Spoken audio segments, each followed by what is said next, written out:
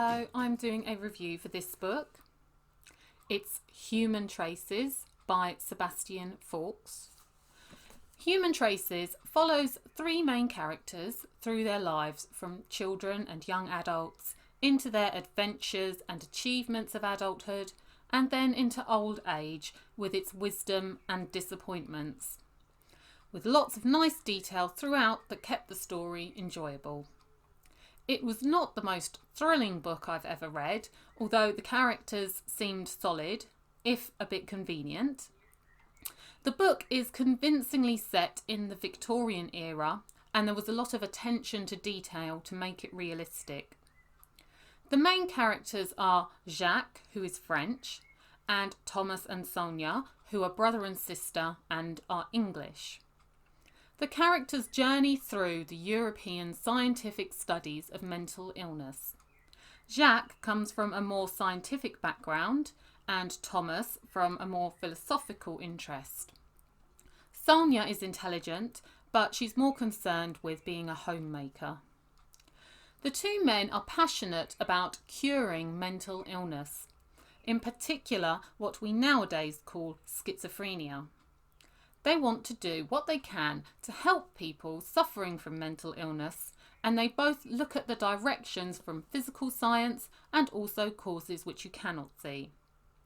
The physical causes are things such as looking for lesions on the brain that could represent specific mental illnesses and performing autopsies on patients to look for signs which could explain the illnesses further.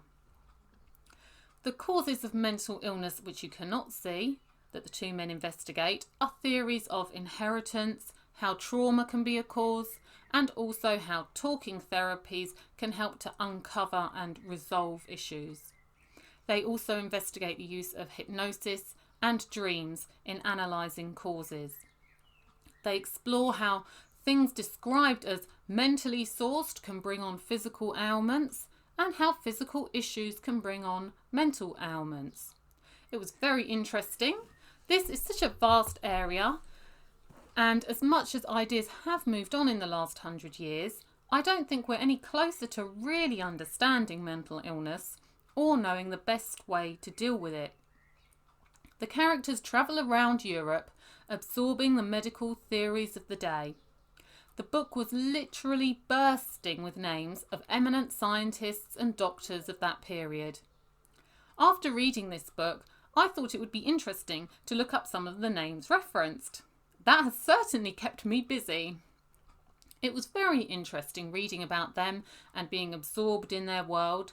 The late 19th century was a very busy time for science and discovery in Europe. It was a time when anything felt achievable, and many people made great leaps in their thinking. Sometimes ideas were misguided, and there is much that has been left to that era to be forgotten. There is also much that has been built upon to further knowledge and understanding. Alongside this scientific exploit, the book also covers the personal lives of the characters, their relationships and disappointments that come with age, and it was a very engaging and charming story. This book is long, and I don't just mean how many pages it has. It also spans a lot of years. We see the men starting out as children and young adults, coming from their different directions. We see their optimism and energy, and we see them get older, despondent at times, and aged. This book also explores the art of living, of being able to recognise the everyday extended rapture that accompanies our lives. Children, our partners, family and friends, they are really the places where we find most joy. Thomas and Sonia are positive people who enjoy life and make the best of whatever comes their way. Sonia, in particular, has a get-on-with-it attitude. She accepts what is in front of her and makes the best of it. Compared to Jacques, who cannot seem to be happy, particularly as he gets older and his mind lingers on past regrets. When discussing Jacques' brother, Lydia, who is hearing voices, Abbé Henri describes the asylums as like hell. Originally, asylums were provided to give care to people suffering from what was roundly known as madness. These people could often suffer when out in the community, as is shown with Olivia, who is living in the stable because his volatile behaviour is not wanted in the house. However, asylums were often brutal places and individual care could easily be lost. Even when asylums practised gentler methods, they could still do little to cure their patients or give them a normal life. After university, Thomas works in an asylum and realises the problems of numbers when it comes to helping people with madness. The asylums house people with mental health problems, as well as people with what we would today call severe learning difficulties, and people who are physically disabled or misplaced in society. So it is a mix of people with complex and very different needs. Thomas is left wanting to do more, but he is restrained by the problems of overcrowding and the lack of reliable cures. Jacques, on the other side of the channel, studies in the Salpêtrière in Paris and has contact with many leading scientists in the field of mental health, such as Charcot, Gilles de la Tourette and Janit. Once qualified and after some frugal time generating funds, the men then set up their own retreat in the Corinthian mountains. Whilst they are able to take in some more severe cases, most of the people who stay at the Sieblick Schloss are paying guests with more minor problems. They convert a basement into a space to perform autopsies to learn more about the brain and its workings. The two men work hard and are successful in their business venture, although they are less successful in their aims to find a direct cause or cure for mental illness. Whilst they continue to be interested and passionate about the human mind and its workings, their paths diverge as they mature and live their lives in different ways. Throughout the book, there was a lot of questioning about what mental illness is and what causes it. Questions about whether mental illness is caused by heredity or physical injury or experience, or whether it is some sort of curse on humans, either from God or nature, and therefore trying to fit it in with God's purpose. It has also made me question whether we are all teetering on the brink of madness, whether we are all just clinging on to the semblance of sanity, as shown by Mr. Hayward in the asylum, who had what today would be called a mental breakdown and was then incarcerated in an asylum. Our human frailties, such as melancholy, deep depression, or psychosis, affect some people more than others, and it is not fully understood why. This book questions whether these conditions are the price we pay for our particular human abilities, such as language. And if it is the price we pay, should that affect how we treat people suffering? How should we treat people who live with depression at the milder end of the spectrum and full psychosis at the other end? Or people who live with severe learning difficulties?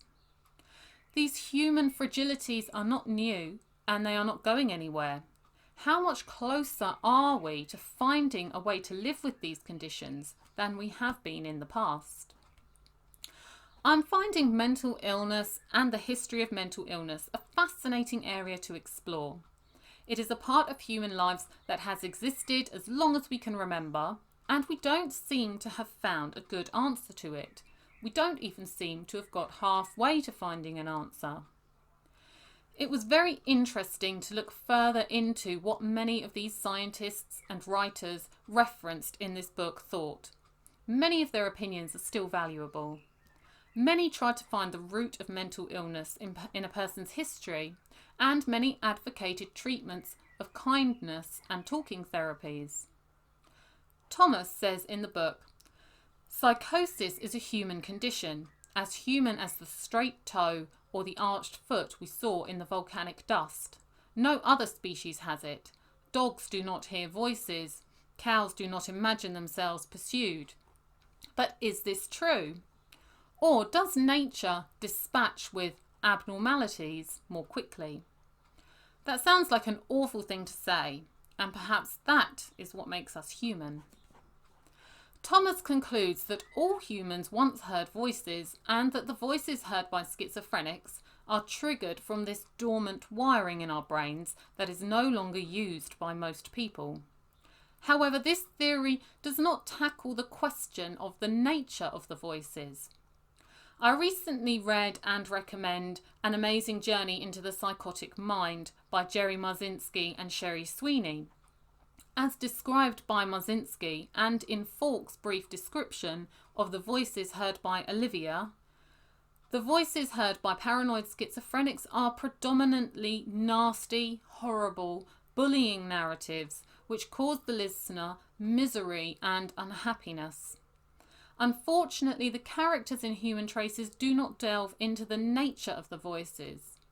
Although Sonia's first impression of Olivia reminds her of Gadarene Demoniac, a Bible story in which Jesus casts a demonic force out of a man, and I thought how like Marzinski's explanations for the voices heard by paranoid schizophrenics this was. And it also reminded me of something I heard from a religious perspective, that the powers of darkness love to see humans suffer. The mystical or religious suggestions were not really explored in Human Traces, as these were men of science, but it feels like a missed opportunity, both in the book and in real life. As time goes on, Thomas finds that despite his great efforts, he is still yet to make the breakthrough he desires. He was struck with the alienist's perennial problem. Human mind sickness was impossible to understand. Olivia's death felt like a turning point when the men gave up hope of finding a cure, particularly Jacques, who gave up on other things as well. I thought Sonia's pregnancy was beautifully handled by Faulks. Many of Sonia's feelings about her baby brought me to tears because they were so true in a way that science has never come close to understanding. There is a feeling when you have a baby to look after that this is life, this is really living, and nothing else compares to it. I feel I know him already. I have known him all my life, since I was a child. He has been there since before I was born. So beautiful, and expresses how much we do not understand about life or the nature of living. Daniel was a symbol of great love and optimism. He also symboled tragedy by his early death. I found the love that Sonia had for Daniel was wonderfully expressed. As a mother, I identified with many of her feelings, and as a reader, I was moved by the even higher value that they held for a woman who had waited so long for her only child. The tone of the book changed a lot as it followed Daniel's war experience, and this showed the social changes of the time. The passages of ages and time was also expressed well through Thomas's daughters, as well as earlier in the story by Jacques, Thomas and Sonia's parents and Dr. Faveril. It was very sad to see Thomas developing dementia. After studying the mind for so many years, he took to losing his own memory with the same curious interest and acceptance as he had with his other experiences. I felt that never were truer words spoken than when he said in his speech to his family, "The truth is that we know very little about this illness. We know very little about anything, as a matter of fact." Daisy and Mary are Thomas's great successes, and they show that personal acts make a big difference. However, through personal acts, an individual can only truly help a very limited number of people. For these two women, Thomas really did change their lives in a very positive way. He gave them the opportunity to live their lives. What was it that was really holding them back before? Their conditions or their poverty? The descriptions of many of the scientific procedures throughout the book were graphic, culminating in the description of the procedure that Jacques witnesses in Zurich, when the woman experiences a past event as if it is happening then. that was truly gross. I felt that some of the procedures and experiments referenced in the book should be questioned as to whether they are ethical. Just because something is possible, does that make it right? And after all the advances, all the experiments and all the side effects caused along the way, how much healthier are we? Or have we just found other things to make us sick? In mental health, you could say that the advances made by science have been particularly small. Although, as a society, I do think we have learnt to live alongside people in a more accepting way. Human Traces was exceptionally well written. A lot of effort has been made to make the details of the story authentic. As someone who enjoys writing, I am in awe of the quality of writing in this book. It was very well researched in terms of the ideas and people of the time, as well as the correct particulars of life from that era. And it was a very enjoyable story. There was good use of language, keeping in the spirit of the Victorian period, but slimmed down for more modern to the point reading. Human Traces was a lovely reading experience with likeable characters, with interesting lives that includes an impressive knowledge of Victorian science and study of the human mind. It was a very long book, but at no time did I find it hard work, and I was disappointed as it came to an end because I felt I had become invested in the lives of the main characters. Okay, here it is again. Thank you.